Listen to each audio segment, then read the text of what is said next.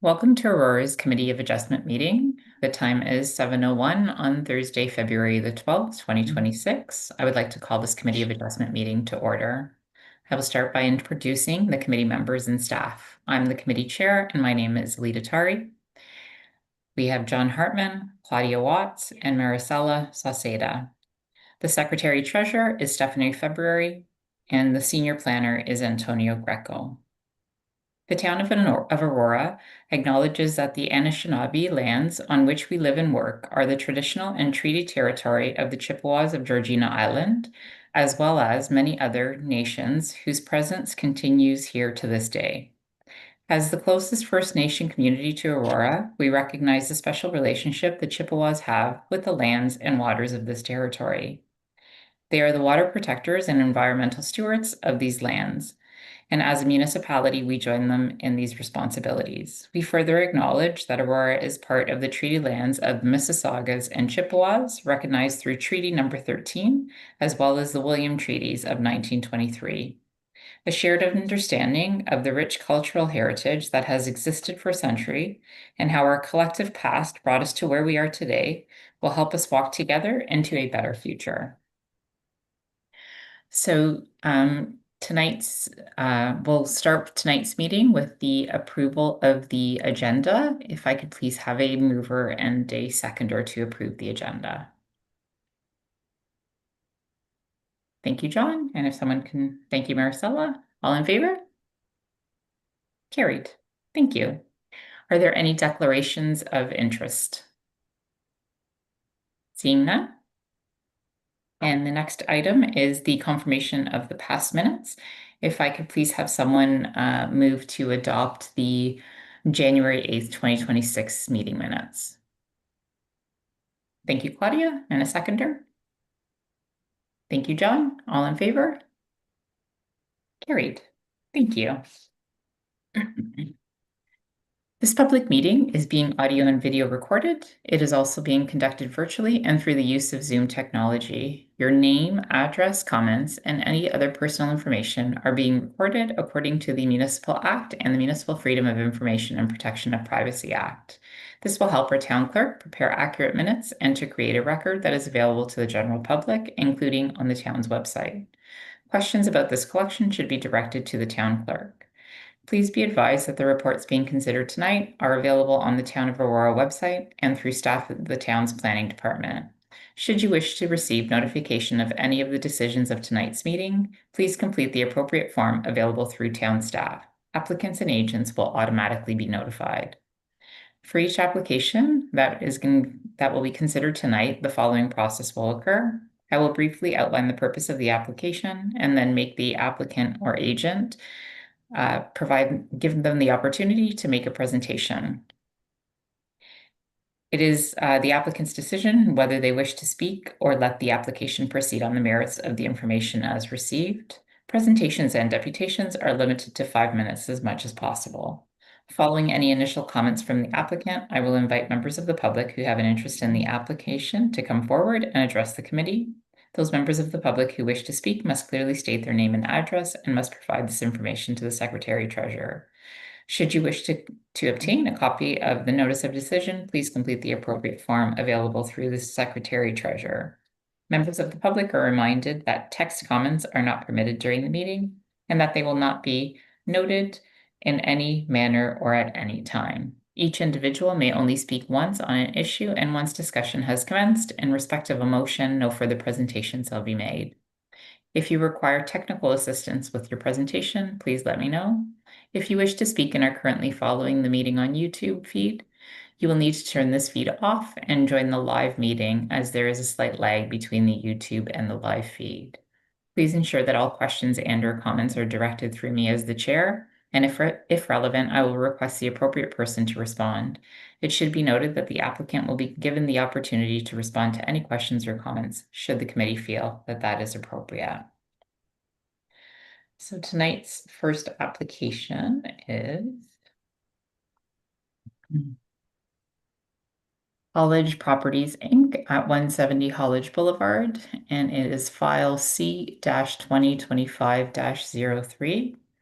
The purpose of the proposed consent application is to facilitate a long-term commercial lease exceeding 21 years for the existing drive-through restaurant Tim Hortons located within the commercial plaza at 170 Hollage Boulevard. Under Section 53F of the Planning Act, any lease exceeding 21 years constitutes a division of land and requires Committee of Adjustment approval. The applicant is requesting provisional consent to grant a long-term lease over a portion of the subject lands for a period exceeding 21 years in favor of Tim Hortons and retain the remainder of the lands, which will continue to function as multi-tenant commercial plaza. And staff have reviewed the application with respect to the Section 5124 of the Planning Act as amended, the provincial planning statement, provincial plans, and the town's official plan, and are satisfied with the proposed consent. Based on this, staff have no objections to the approval of the consent application file C-2025-03, subject to the conditions attached in Appendix A. I'm not sure if this is the applicant. It is the applicant. It's Robert Blunt. Hi, Robert. So thanks for stating your name. If you can just state your address, and then I'm not sure if you have a presentation for the committee. No, I wouldn't say I really have a presentation, but mostly here to answer any questions. So my name is Robert Blunt. I'm a land use planner at Bennett Jones, and we've been retained by, I guess, both the landowner, which is Hollage Properties, Inc., and Tim Hortons for this long-term lease application. Not much to really add. You know, it's the Tim Hortons that's been out there for probably creeping up on 20 years. And the approval, if we receive it tonight, would extend it out for about another 9 years, I believe, to December 2033.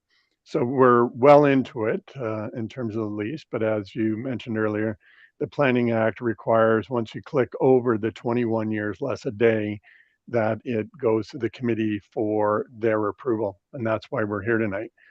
I was provided a letter of, let's call it concerns or comments from a neighbor, which I have to admit, I've probably done 30 or 40 of these over the years, and I've never had that type of a comment come up. What I've offered is I actually wanted to reach out to the person to provide the comments, but I guess with freedom of information, I wasn't able to get their contact information. So I've made it clear that, you know, hopefully they'll reach out to me, that they can get my information, and I will connect them with the appropriate person at Tim Hortons, because obviously it's, you know, an issue that Tim Hortons doesn't want to have vermin or mice or whatever as an issue around the restaurant.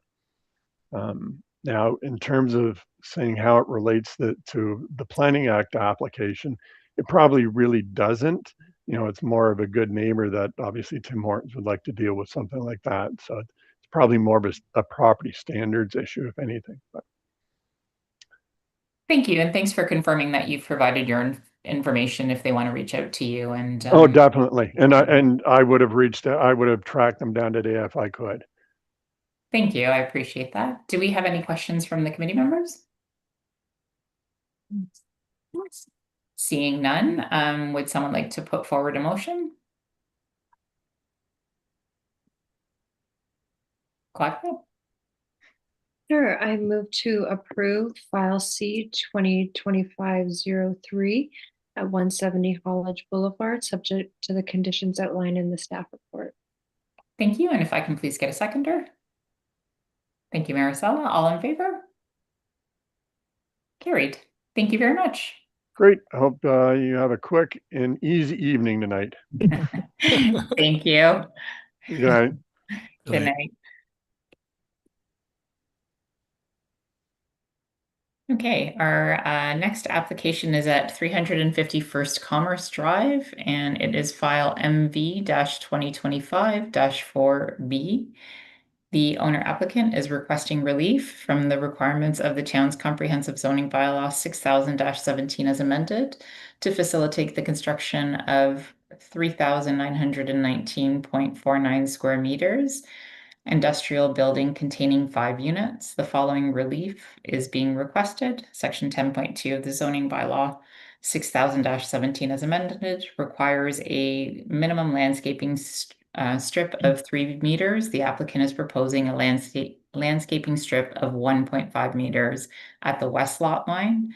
Section 10.2 of the zoning bylaw 6000-17 as amended requires a landscaping strip of 3 meters. The applicant is proposing a landscaping strip of 1.5 meters at the south lot line.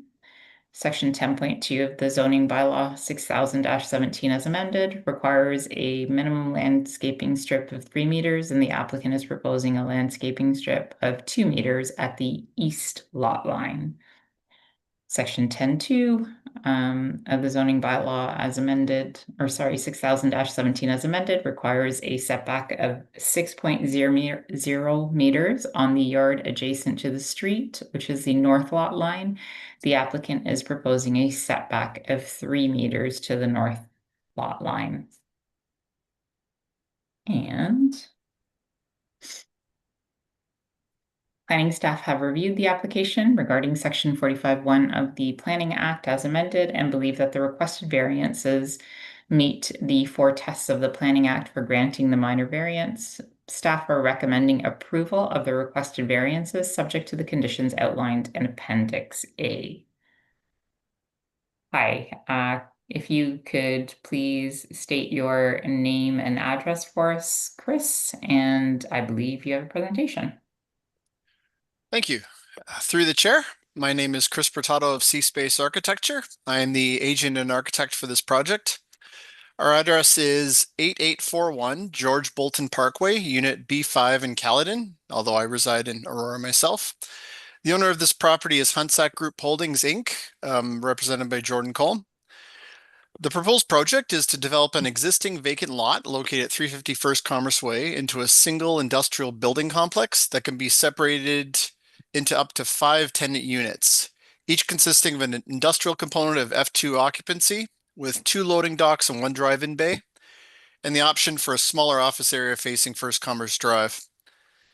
Vehicle circulation and parking will be separated into 2 major components on the lot. The front yard parking area is intended for passenger-style vehicles, including barrier-free parking and building access to the office component, while the south and rear are designed for transport and emergency vehicle access and circulation as well. So the minor variances we're proposing request minor setback reductions for the south and west lot lines for landscape strip, as well as a minor reduction for part of the east lot line where passenger parking spaces faced First Commerce Drive and a municipal right-of-way of 5 meters. We're also requesting a building setback reduction on the north side that abuts a regional service road. The property line in this side is angled, and only the rear half of the building facing away from First Commerce will be closer than 6 meters to the property line. We feel that these variance requests will allow a building area that is feasible to the owner while providing enough space to provide enough drive aisle and maneuvering space for emergency vehicles and transport trucks while achieving municipal and regional standards for drainage and landscaping. The existing lots to the west and south are zoned EP and owned by the region respectively, I believe, and may never be developed in the near future. The east side faces First Commerce Drive and a municipal right-of-way I mentioned of 5 meters, which contains a sidewalk, existing landscaping, and municipal trees. The proposed design provides ample space for sightline triangles at every corner of traffic circulation.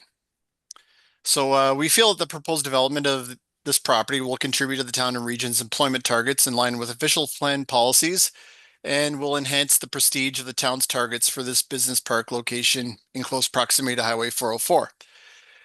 We're thankful for the town's planning support and agree with the conditions listed in Appendix A. I do have one question about one of the conditions in Appendix A. There's one condition that site plan approval must be initiated. I guess site plan approval must be completed within 2 years. Let me see what the exact sentence is,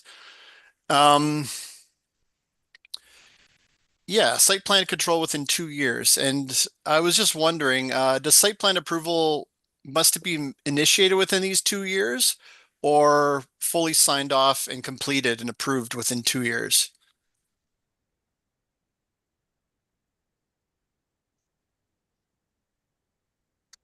Through you, Madam Chair, I can answer that question. The intent of that condition is to initiate the site plan process. It's not the intent of the site plan to be completed in 2 years, but to initiate a site plan application with the Town of Aurora's Planning and Development Services Department. Okay, thank you very much. If there are any questions from the committee or the public, I'll do my best to answer them. Thank you. Thank you. Do we have any questions from the committee members on the application? Seeing no questions, and I don't believe anybody from the public is registered to speak. So if I could please get someone to put a motion for the application. John? Through you, Madam Chair, I would move to approve application MV 2025-2048, Hansack Group at 350 First Commerce Drive, subject to the conditions outlined in Appendix A.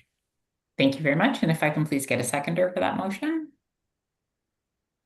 Thank you, Claudia. All in favor? Carried. Thank you very much. Thank you, Madam Chair and committee.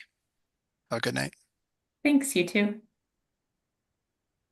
Okay, our next application is at 140 Center Street, and it is file MV 2025-47. The applicant is requesting relief from the requirements of the town's comprehensive zoning bylaw 6000-17 as amended to facilitate the construction of a two-story daycare facility at the rear of the lot. The following relief is specifically being requested. Section 10.2 of the zoning bylaw 6000-17 requires a minimum interior lot line of 3 meters from the daycare building. The applicant is proposing 1.2 meters from the easterly lot line. Section 10.2 of the zoning bylaw 6000-17 requires an interior lot line of 3 meters from the daycare building. The applicant is proposing 0.98 meters from the westerly lot line. Section 10.2 of the zoning bylaw 6000-17 requires a rear lot line of 9 meters from the daycare building. The applicant is proposing 7.25 meters. Section 10.2 of the zoning bylaw 6000-17 requires a minimum lot frontage of 30 meters. The existing lot frontage is 10.1 meters. Section 10.2 of the zoning bylaw 6000-17 requires a minimum lot area of 2,000 square meters. The existing lot area is 607 square meters. Section 5.4, parking standards of the zoning bylaw 6000-17 requires a minimum of 2.5 parking spaces per 100 square meters of the gross floor area. Based on the gross floor area of 236 square meters, a total of 6 parking spaces are required, and the applicant is proposing 4 parking spaces. Section 5.7 of the zoning bylaw 6000-17 requires a minimum of 2 bicycle spaces. The applicant is proposing 0 bicycle spaces.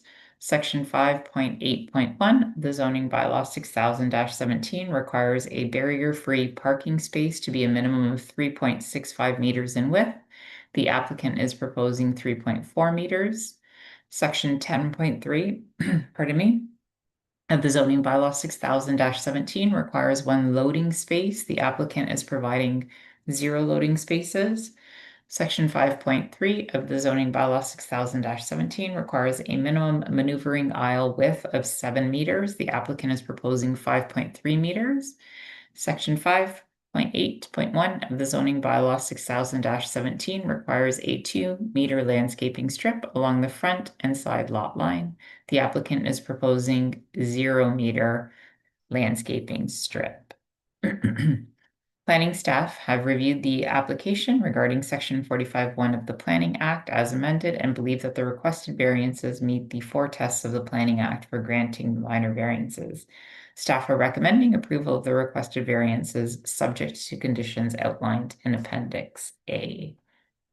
And Daniel, if you could please state your full name and address for us. Oh, and I'm sorry, before we have you do that, go ahead, Antonio. Thank you, Madam Chair, and through you, I just want to make a point of clarification for 2 specific variances on the report, specifically variance E. Section 10.2 of the zoning bylaw 6000-17 requires a minimum lot area of 2,000 square meters. Right. And the existing lot area is 607 square meters. That 607 should reflect 589 square meters. There was a typo on the variance. The existing lot area, as seen there today, is 589 square meters. Okay. And additionally, variance J, section 5.3 of the zoning bylaw 6000-17 requires a minimum maneuvering aisle width of 7 meters. The applicant is proposing 5.3 meters. The variance for that is actually 5.23 meters. There was a administrative error there. Technically, when there's a decimal place, the buildings department rounds up, but for that specific variance, when dealing with a maneuvering aisle, we actually in fact can't round up because a maneuvering aisle is seen as what's going to be there when constructed. So the variance actually is 5.23. And just to clarify, Antonio, with those 2 things that you've pointed out, the staff recommendations remains the same as far as approval. Correct, Okay. remains the same, but the Thank you. values would be 5.23 for variance J Yeah. and 589 square meters for variance E. Thank you. So Daniel, we turn it over to you, and if you could please state your full name and address, and you can let us know if you have a presentation for the committee. Thank you. To you, Madam Chair. My name is Daniel Ceron. I'm from Accio Larkin Land Use Planner Solutions. I'm working with Mike Larkin from Larkin Plan Land Use Planners, who is the agent in this application. We really thankful for the planning support of the staff. And at this time, we don't have a presentation. We agree with the report, with the clarification that was made right now, and we take in advance for the approval of this application. There is not really anything more to add, but if there's any question, I would be happy to respond to any question that you have. Thank you very much. Do we have any questions from the committee members? Seeing no, oh, sorry, go ahead, Claudia. For you, Madam Chair, is the loading zone that is being referred to here, excuse me, is that the unloading and loading of passengers or children in this description? Or because it's saying that the town requires some spots for loading, whereas you will not have any. So I'm just wondering what that loading zone is used for and how you are actually going to accommodate, the pickup and drop off of children with 4 parking spots. And I'm assuming the staff would need to also take up some of those spots as well.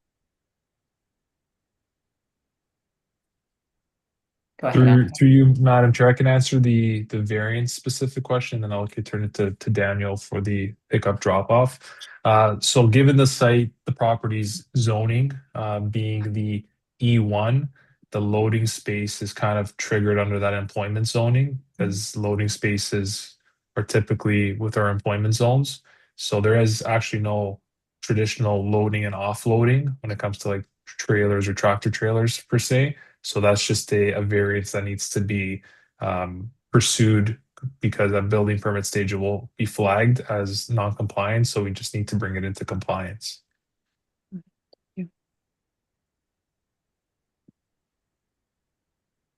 Mayor Selby, you had a question? I do have a question. Just a brief one through you, Madam Chair. This has already been approved through the fire department, and I'm just thinking in the event of an emergency, everything's been cleared, if I'm correct. The current building is going to become a residential unit. Is that correct? Anybody aware? I'm concerned about parking for the resident or for the front building. Through you, Madam Chair, the dwelling fronting the property will be residential purposes, and then the dwelling at the back would be for the daycare purposes. Okay, so my question relates to I don't see any parking for the front building. I only see parking for the rear building. So I just want to make sure that we're not encroaching. I'm just looking for clarity on that aspect. For sure. So variance F, when it was originally reviewed, that variance was 5 parking spaces, but we decided to allocate 1 space for the residential unit. Oh, okay. So that variance is now switched to 4.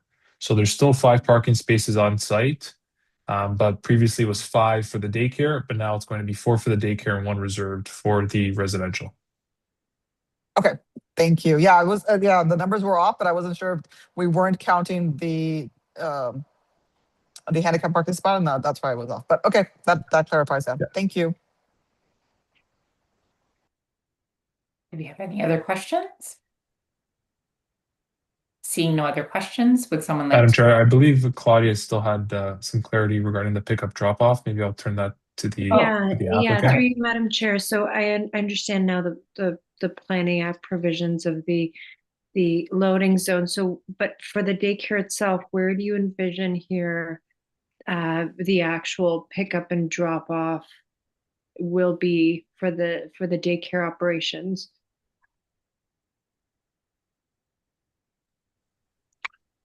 To you, Madam Chair. The daycare, typically they schedule the drop-off pickup to not conflict between the parents, and then they schedule in timing manner. Regarding the parking, the accessible parking, they have enough space to vans, which have a group of kids is necessary. But the original question was about the loading space for material, something which is different, which was already addressed by Antonio.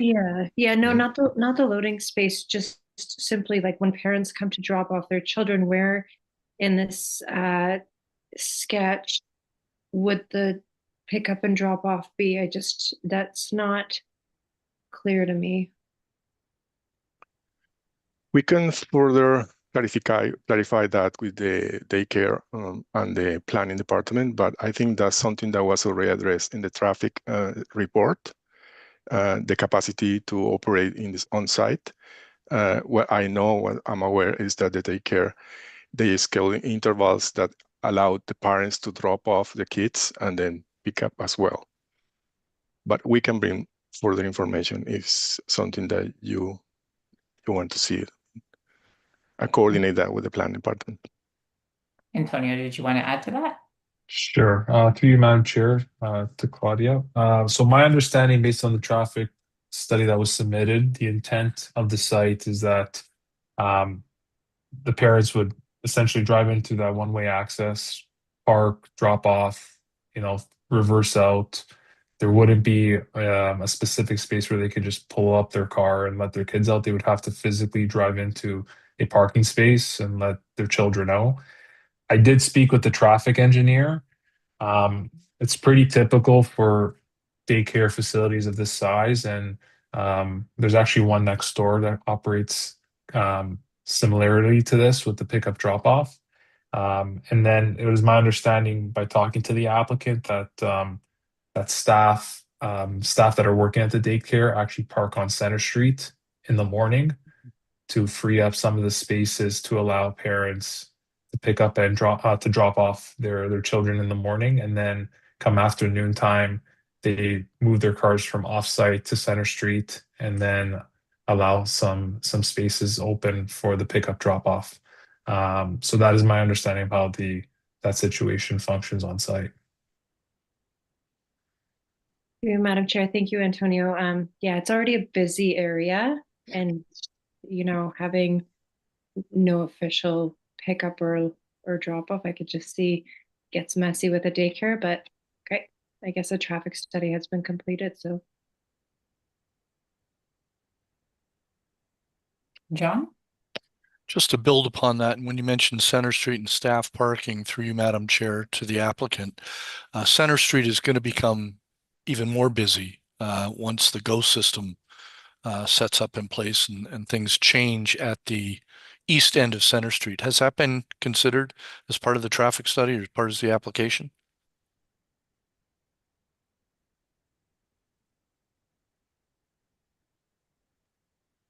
Am I frozen or is...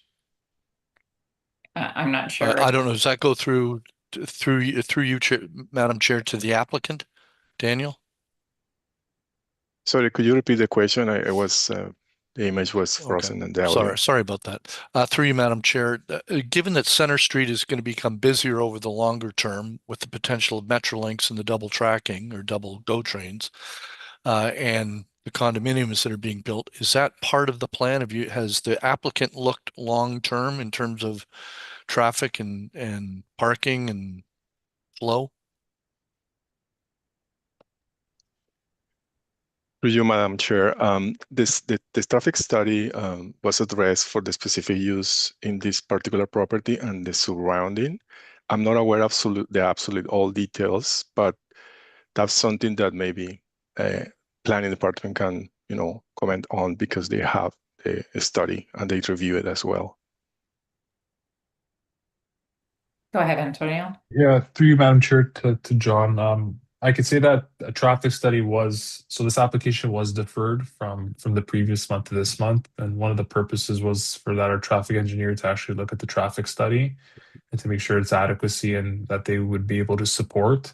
And the report does outline, and I can confidently say that the traffic engineer did sign off on the study based on its use and its traffic demand and the operations on site. So yeah, so in terms of the traffic study has been reviewed, has been signed off on. Nonetheless, they would still need to apply for a site plan application. So there's still an additional a step that the applicant would have to complete to get the operation up and running. Thank you for the clarification. Do we have any other questions? Seeing no further questions, is there someone that would like to put a motion forward for this application? Marcelo?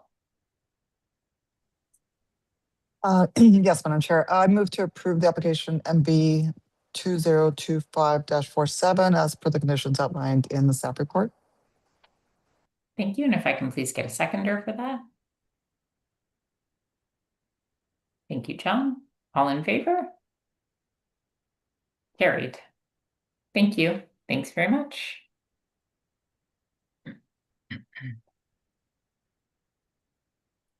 So that concludes the applications that we have for this evening. Our next item is any other business. Seeing no other business, and if I could please get a mover for an adjournment.